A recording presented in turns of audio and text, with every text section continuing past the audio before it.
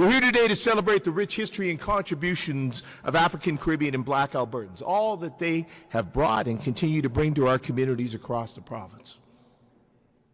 Our roots trace back over 200 years to when Joseph Lewis, a free black voyageur born in the U.S., made his way west to work in the fur trade here in Alberta and Saskatchewan. And they continue through early pioneers like serial entrepreneur Annie "Auntie" Saunders, Alberta's most famous rancher John Ware, to, as the Lieutenant Governor noted, towns and communities founded by the Exodusters, the African-American pioneers who came here fleeing poverty and discrimination in the Jim Crow South. They were joined by waves of new Albertans from the Caribbean, later countries from across Africa, thousands and thousands of others who've added their stories, their culture, their knowledge, skills, and strengths to make our province what it is today. Our province is now home to the third largest black population in Canada and the fastest growing. Black voices have never been more prominent or black faces more visible in culture, workplaces, media, politics, and positions of power. We're artists, scientists, professionals of every stripe, entrepreneurs, academics, and community leaders who've made and continue to make incredible contributions to this place we call home. And indeed, those contributions are our theme today. And what, in fact, do we contribute to Alberta? Well, I think a few things. We bring diversity. Diversity of culture, of thought, of skills and experience, diversity of being. Now, as the Lieutenant Governor and the speakers noted, in those early days that sadly wasn't welcomed. By 1911, our black community here in Alberta was about 1,000 people. It's less than 1% of the population. For some, that proved to be too much. They launched a petition that led to a federal ban that effectively blocked black immigration in Canada for the next 50 years. But despite that, black Albertans worked hard, made profound contributions to our province. They founded businesses, started unions, built churches and schools, built a rich community life and culture. Amber Valley's baseball team, well, they were known and celebrated across the province. Gospel music thrived, as did jazz and blues. Restaurants like Hattie's Harlem Chicken Inn brought soul food to our city.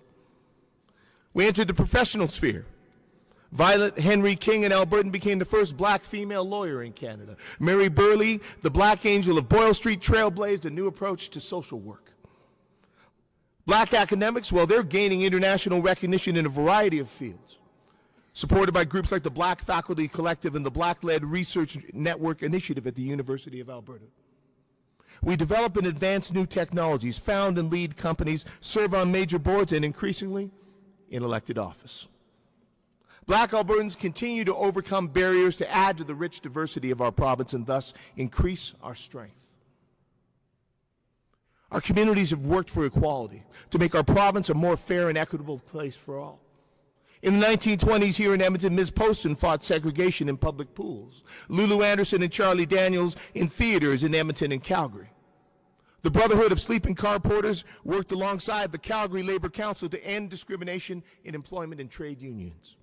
Violet King's brother Ted, well, he sued a motel that denied him a room, and that led to legislation that barred discrimination in accommodations. Hattie Melton, she opened Hattie's Harlem Chicken Inn, offering a safe space and community at a time when black Albertans were barred from many restaurants, and hired young black men and women, helping them earn the money they needed to afford a post-secondary education.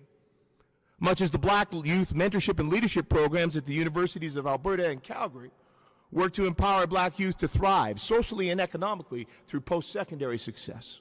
And the ELITE program, well, that connects black youth as young as 15 with paid internships in STEM, gives them training in leadership, entrepreneurship, and self-care.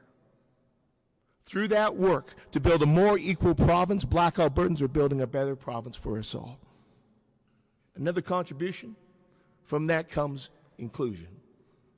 Black Albertans work to celebrate and bring together unique cultures and worldviews of Albertans from around the world, because for decades, the success of black Albertans has been built in community, finding strength in creating spaces to come together, stand together, and fight together, even when hatred and prejudice strove to drive or force us to be apart.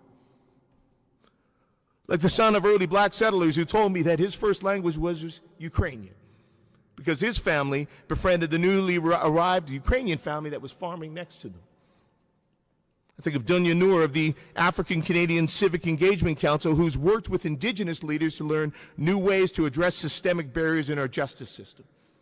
Diversity Magazine, founded by Franklin Agbo, which highlights and celebrates the cultural celebrations and achievements of all cultural communities in Alberta. Or just last night had the chance to join Feed the Soul Dining Week for their Callaloo and Chow event, bringing together Black and Chinese communities to celebrate the unique flavors of Trini Chinese food. Because making room for new stories and perspectives, a broader diversity of views, doesn't drive people apart, it brings us together. And that is what African, Caribbean, and Black communities have contributed and continue to contribute to our province. And looking around this room today, I do feel proud to see so many I know as game changers, history makers, people committed to action, advocacy, meaningful change, and yes, community joy. Albertans who are making enormous contributions to our province, who have the potential to contribute so much more if we as leaders are willing to go beyond words and commit to the work needed to address the systemic challenges and barriers that still exist and build a province that truly honors one another, where diversity is celebrated, equity is a reality, and belonging is felt by all. So let that be our inspiration today, this month, and throughout the year, to continue to tell our stories, to celebrate and learn from our history, and to be tireless in working to advocate, fight for, and build that future. Happy Black History Month.